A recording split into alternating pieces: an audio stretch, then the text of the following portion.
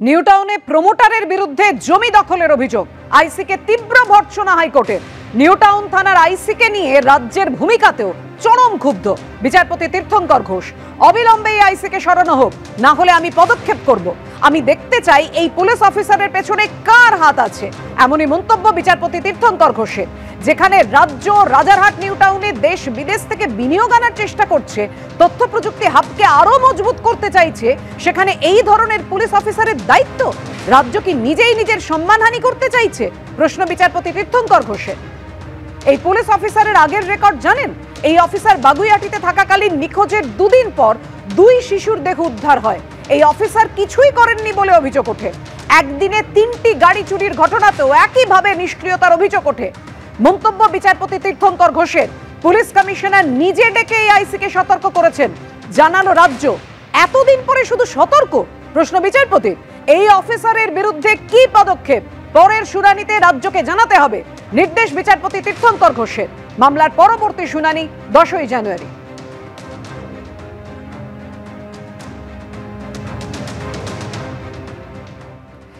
এবার আর বছর বছর আলাদা আলাদা নির্বাচন নয়, একসঙ্গেই হবে লোকসভা এবং বিধানসভা নির্বাচন।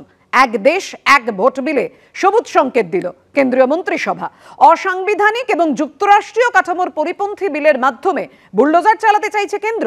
বাংলা কখনো দিল্লি স্বৈরাচারী মনোভাবের কাছে মাথা নত করবে না, সমাজ মাধ্যমে লিখলেন মমতা বন্দ্যোপাধ্যায়। এক দেশ এক ভোটের পথে আরো এক ধাপ এগোলো মোদী সরকার। এবার মিলল কেন্দ্রীয় মন্ত্রিসভায় সবুজ সংকেত। সূত্রের খবর, সংসদে চলতি শীতকালীন অধিবেশনেই এক দেশ এক ভোট বিল পেশ করতে পারে কেন্দ্র। এই ব্যবস্থা চালু করা কতটা বাস্তবসম্মত তা খতিয়ে দেখতে যে কমিটি গঠন করা হয় তার নেতৃত্বে ছিলেন প্রাক্তন রাষ্ট্রপতি রামনাথ কোবিন্দ। গত মার্চে সেই কমিটি রাষ্ট্রপতি দ্রৌপদী মুর্মুর কাছে 18,000 পাতার রিপোর্ট জমা দেয়। পরে সেই সুপারিশ পাশ করে কেন্দ্রীয় মন্ত্রিসভা। সেই রিপোর্টের ভিত্তিতেই তৈরি হয়েছে নতুন বিল।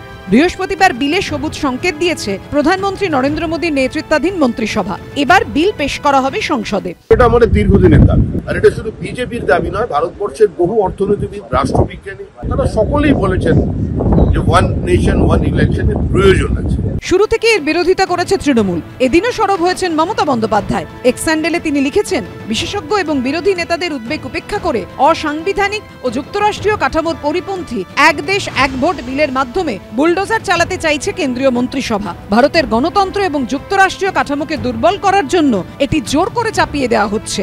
সংসদে আমাদের সাংসদরা এর বিরোধিতা করবেন। বাংলা কখনো দিল্লি স্বৈরাচারী মনোভাবের কাছে মাথা নত করবে না।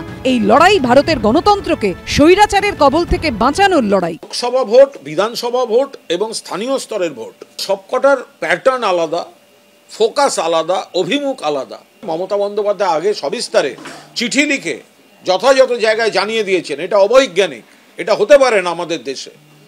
এখন কেন্দ্রীয় সরকার যদি এই ব্যাপারে এগোতে চায় তাহলে তৃণমূল কংগ্রেস নেতৃত্ব এবং দেশের অন্যান্য নেতৃত্ব যারা আছেন তারা নিশ্চয়ই সিদ্ধান্ত নেবেন। পুরো 5 বছরের একটা সরকারে প্রত্যেক বছরেই প্রত্যেকটা কিছু মাস যেতে যেতেই কোনো না কোনো রাজ্যে ভোট থাকছে, সেখানে মানুষের সময় যাচ্ছে। সেক্ষেত্রে যদি এক দেশ এক ভোটে একটা বিরাট বড় সিদ্ধান্ত, আমার মনে হয় প্রত্যেকটা মানুষ, 140 কোটি মানুষ যারা রয়েছেন এবং তাদের যারা জনপ্রতিনিধি রয়েছেন, তারাও বুঝতে পারবে যে এটা কত ভালো সিদ্ধান্ত। এবং আমরা চাই যে এই ঐতিহাসিক সিদ্ধান্ত যেন আমাদের এই নরেন্দ্র মোদীর সরকার যেন এটাকে পাশ করাতে পারে। 1951-52 সালে ভারতে একই সঙ্গে লোকসভা ও বিধানসভা নির্বাচন শুরু হয়। 1967 সাল পর্যন্ত তা চলে। তারপর কিছু বিধানসভা ভেঙে যাওয়ায় আলাদাভাবে ভোট হতে থাকে।